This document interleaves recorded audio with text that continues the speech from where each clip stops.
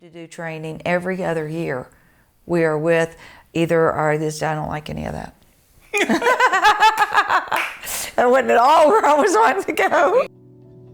I think we both had kind of gotten to a point in our lives where we just felt like we were supposed to be doing something else, and we were supposed to be doing something more. And so I led the children's team to Costa Rica, and at that time Brian went on a men's trip to Peru. And it was on that men's trip he had been asking God, who do you want me to be as a father, as a man, as a husband, as your child? And it just really started hitting home to me that this was what God was calling our family to do.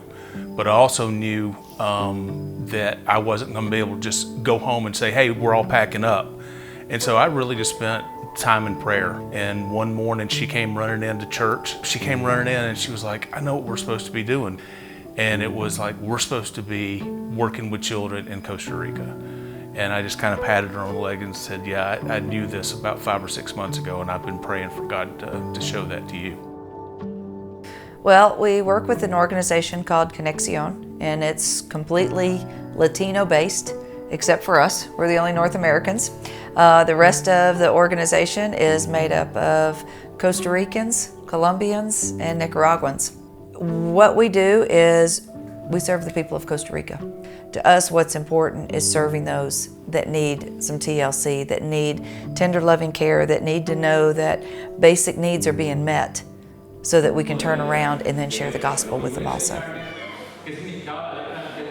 It goes up to us doing children's program, youth programs, women's programs, and then family workshops, so every bit of it. And one is our work in the public schools, which we spend a lot of time doing. Secondly, Beth Ann also teaches Celebrate Recovery in the women's prison. We also do what is referred to as an expedition, but it really is us teaching, training, and empowering a local church how to be better outreaches into their own communities. We don't need to create what is it going to look like for a short-term team. We are already so involved every single day doing different acts of service that what we really need teams to be is to serve right alongside with us. Because if they like to do construction, we do it. Kids Club, we do it. Prison, I mean, there's so many different there's so many different areas that we work in. So TMS Global is out of Norcross, Georgia, and they are started off being made up mainly of missionaries that have come back from the field and saw this need of how do we train missionaries to do what God wants them to do. And one of the big things they are for us also is an accountability partner. Every one of our donations go through TMS Global. So if you're wanting to partner with us financially, that's one of the first places we'll start, is giving you that information on how to contact and hook up with them. And we are 100% responsible for all of our own fundraising. We don't have an organization that's writing a check or whatever. Everything that we have to stay on the field is raised through those funds. They allow us to be accountable and represented in the United States from a God perspective.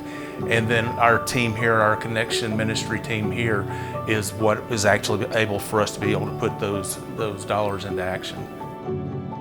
More than anything, we need prayers. We need people praying for us as a family.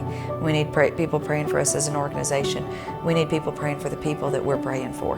And the second thing you could do is support us financially. It takes a lot of resources for us to stay and live and serve in Costa Rica. Central America sounds like, oh, it's a third world country, it's not big, and so it's inexpensive. But that's not the truth. It actually cost us more to live here than it did for us to live in Alabama. And we love when teams come to see us, because it is just a breath of fresh air for us and allows us just to realize what we're doing and get some extra hands and feet in there to help us with it.